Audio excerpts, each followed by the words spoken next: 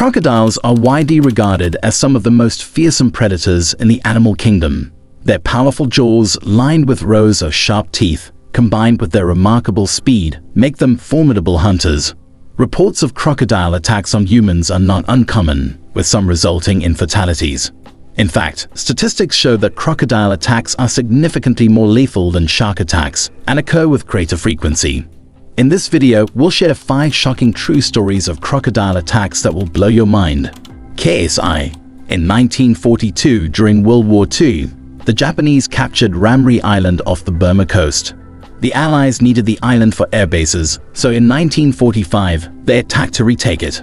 After a fierce battle, British troops drove nearly 1,000 Japanese soldiers into the island's dense mangrove swamp. Ignoring British pleas to surrender, the Japanese entered the swamp.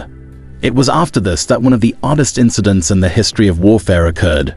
Many of the Japanese troops succumbed to tropical diseases carried by swarms of mosquitoes and various poisonous spiders, snakes, and scorpions found in the marsh.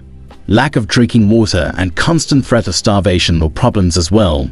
Despite these numerous hazards, one danger stood out as the greatest. Unknown to the Imperial Japanese Army, the mangrove swamps of Bravery Island are home to an unknown number of the largest reptilian predators in the world, the saltwater crocodile. One night, British soldiers reported hearing panicked screams and gunfire coming from within the darkness of the swamp. They didn't know what exactly was causing the terrified shouts they heard. It was as if the Japanese troops were being ravaged by some evil menace. The soldiers were viciously and mercilessly attacked by the crocodile. There is a long history of saltwater crocodiles attacking humans who wander into their habitats, and ultimately only 520 out of 1,000 Japanese soldiers managed to survive the Bravery swamps. Some of them were so badly injured and mauled that they were later recaptured by the British forces. In October 2023, Australian cattle farmer Colin Dio, who is in his mid-60s, was working on fixing a fence on his ranch. While he was working, he noticed something unusual. Fish were jumping around in the middle of a small muddy pond. Feeling curious, he decided to take a closer look. When he got closer, he discovered a 10-foot crocodile in the pond. Colin later shared what happened next. The water had receded, and it was down to this dirty water in the middle. I took 2 steps in, and the dirty bastard latched onto my right foot. The crocodile had grabbed onto Colin's foot and pulled him into the water. Colin fought back by kicking the crocodile in the ribs and trying to push it away, but it didn't work. The crocodile tossed him around like a rag doll. Then Colin did something unexpected. As he described it, I managed to have a bite. He bit into the crocodile's eyelid, which felt like biting into tough leather. The crocodile, feeling the pain from Colin's strong bite, decided to let go. Colin quickly ran up the hill with his right leg badly injured, with the crocodile chasing him. Colin made it to his truck, soaked up the blood with a towel, and tied a rope around his leg to stop the bleeding. His brother drove him to the hospital, which was 80 miles away. At the hospital, doctors spent 10 days cleaning mud and animal feces from his wounds. In the end, Colin Dio survived the terrifying encounter and taught the crocodile a lesson about messing with a tough northern Australian farmer. Despite the danger, Colin Dio faced the situation with courage and even laughed in the face of death. In May 2023, Marcus Makwan, a 51-year-old adventurer, found himself in a harrowing situation while snorkeling at a remote vacation resort in northern Queensland. Accompanied by a large group, he ventured approximately 40 kilometers off the coast of the Charles Hardy Islands, an area locally known as Croc Country. As he entered the pristine waters, Marcus suddenly felt an intense pressure on his head, followed by the unmistakable sensation of sharp teeth piercing his scalp. Initially mistaking the aggressor for a shark, Marcus instinctively reached up and, to his horror, realized that it was a saltwater crocodile known for its fearsome reputation. In a fight for his life, Marcus grappled with the powerful creature, feeling its leathery skin and the sheer force of its jaws. Remarkably, he managed to insert his fingers into the crocodile's maw and exerted all his strength to pry it open. Miraculously, it was revealed that the assailant was a juvenile crocodile, measuring approximately 6 to 8 feet in length.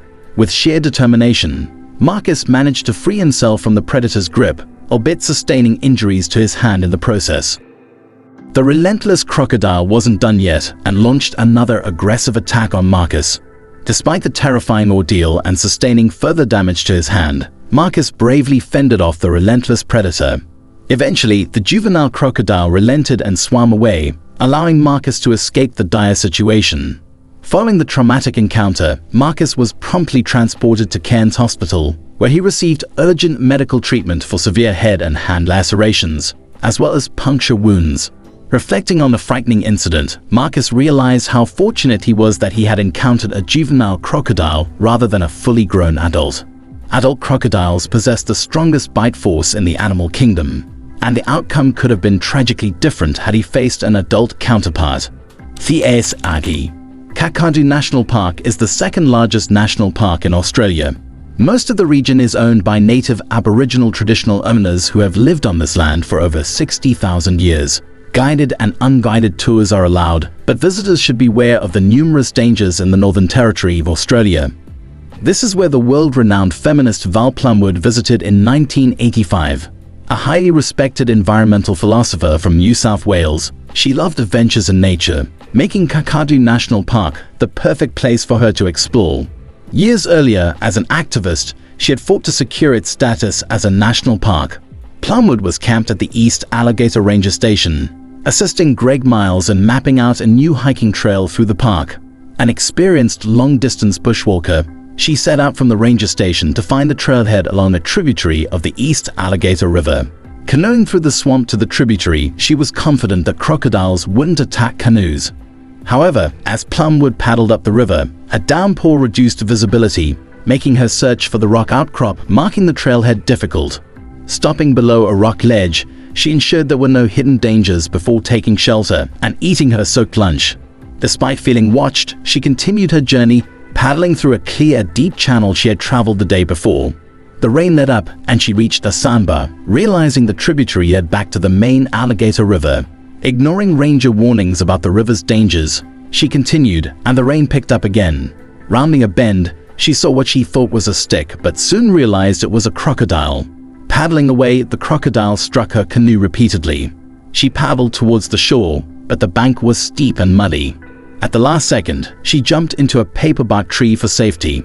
The crocodile, however, caught her in its jaws and pulled her underwater. Experiencing the crocodile's death roll, Plumwood miraculously resurfaced, only to be pulled under twice more. Finally, exhausted, she escaped and made a tourniquet for her torn leg. Navigating back towards camp, she reached a swamp she couldn't cross without her canoe. Lying down, waiting for rescue, she heard dingoes and mosquitoes. Then, a motor sounded. A rescue boat appeared after the ranger heard her cries for help. She was transported to Darwin Hospital, where she recovered. Val Plumwood insisted that the crocodile shouldn't be killed for defending its territory. In 1987, a harrowing incident unfolded along the Prince Regent River in Western Australia. A 23-foot rescue boat, tasked with transporting a body to the regional police station in Broome, became the setting for a terrifying encounter with a saltwater crocodile. As the boat made its way down the river, tragedy struck when the formidable reptile leaped out of the water, tearing a hole in the body bag positioned at the bow. Fearing another attack, the crew made the difficult decision to turn back and urgently call for a larger boat to assist them. The body being transported belonged to the late Ginger Faye Meadows, a 24-year-old model from Colorado whose adventurous spirit had led her to Australia. Inspired by the iconic movie Crocodile Dundee, she embarked on a journey filled with excitement and exploration. One of her notable adventures included joining a luxury yacht to visit the stunning King's Cascade Falls in Western Australia. Tragically, during her visit to King's Cascade Falls, Ginger and a friend disregarded the captain's warnings and decided to enter the water. It was in this picturesque setting that a 4-meter-long crocodile launched a sudden and vicious attack, dragging Ginger underwater in a harrowing confrontation. The aftermath of this devastating encounter saw the retrieval of Ginger's remains by the very same rescue boat that would later become entangled in the chilling incident along the Prince Regent River. The heartbreaking loss of Ginger Faye Meadows serves as a poignant and cautionary tale, highlighting the inherent dangers posed by crocodile-infested waters and the importance of heeding warnings and exercising caution in such environments. These stories serve as a stark reminder of the potential danger posed by crocodiles and emphasize the importance of exercising caution in their presence. While these encounters are indeed frightening, they underscore the need to respect the formidable force of nature. If you are captivated by these gripping accounts, we invite you to express your appreciation by liking, sharing, and subscribing to our channel. By doing so, you'll stay updated with more captivating tales from the wilderness. Thank you for tuning in.